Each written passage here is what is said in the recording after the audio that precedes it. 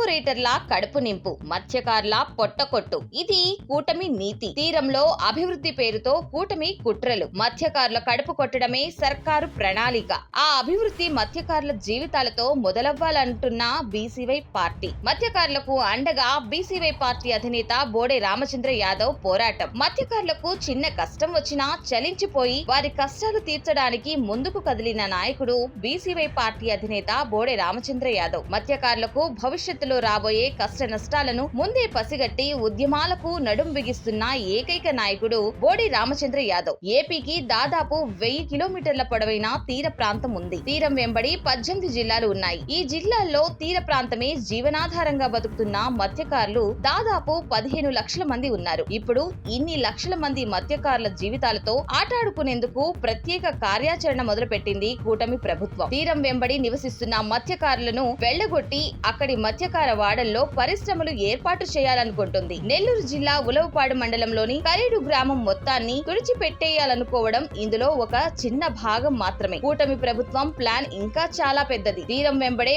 వాణిజ్యం మొత్తం నడిచేలా ప్రణాళికలు చేస్తున్నారు. మత్స్యకారులను సైతం ఇందులో భాగస్వాములను చేస్తే వాళ్ళ జీవితాలు బాగుపడతాయి. కానీ మత్స్యకారులను ఖాళీ చేయించి పారిశ్రామికవేత్తలకే అభివృద్ధి ఫలాలు ఇవ్వాలనుకుంటున్నారు సీఎం చంద్రబాబు. అందుకే కరేడు గ్రామ ప్రజల తరపున తెగించి పోరాటం చేస్తున్నారు బీసీవై పార్టీ అధినేత బోడే రామచంద్ర యాదవ్. ఇక తీరం వెంట పర్యాటక రంగాన్ని డెవలప్ చేయాలనుకుంటుంది కూటమి. మంచిదే, కానీ ఈ ఆలోచనలోనూ మత్స్యకారులను వెళ్లగొట్టే ప్రణాళికే ఉంది. ఇక పోర్టుల ద్వారా సరుకు రవాణాకు అపార అవకాశాలు ఉన్నాయన్నమాట వాస్తవం. పోర్టులు వస్తే ముందుగా లాభపడేది మత్స్యకారులే. కానీ ఆ ప్రయోజనాలు మత్స్యకారులకు దక్కకుండా తీర ప్రాంతం నుంచి వెళ్లగొట్టే కుట్రలు చేస్తుంది కూటమి సర్కార్. ఇప్పటికే ఉప్పాడ తీరం మొత్తాన్ని ఫార్మా కంపెనీల కాలుష్యంతో నింపుతున్నారు. కంపెనీల కుట్రలకు ప్రభుత్వం కూడా తోడైంది. ఇది చాలదన్నట్టు అనకాపల్లి జిల్లా నక్కపల్లిలోనూ భారీ బల్క్ డ్రగ్ పార్క్ ఏర్పాటు చేసేందుకు ముందుకు కదులుతుంది. బహుశా మత్స్య సంపదను దెబ్బతీసి తీరంలో మత్స్యకారులే లేకుండా చేయడమే దీని వెనుకున్న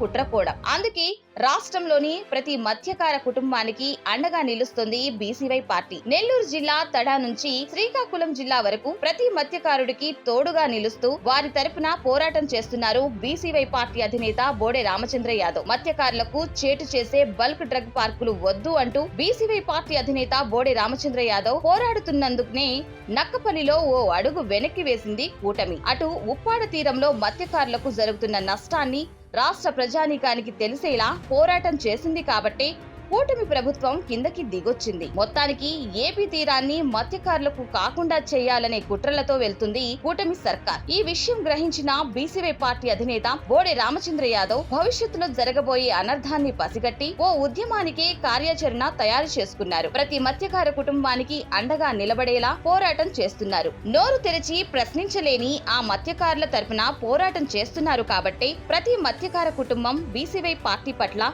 కృతజ్ఞతా భావంతో ఉంది. మత్స్యకారులందరూ బీసీవై పార్టీ అధినేత బోడే రామచంద్ర యాదవ్ కు మద్దతిస్తూ ఆయన వెంట నడుస్తున్నారు. మత్స్యకారుల అభివృద్ధి, సంక్షేమం, భావితరాల భవిష్యత్ కోసం చేస్తున్న ఈ పోరాటానికి అడుగడుగునా మద్దతుగా నిలుస్తున్నారు ఆ వర్గం వాళ్ళు.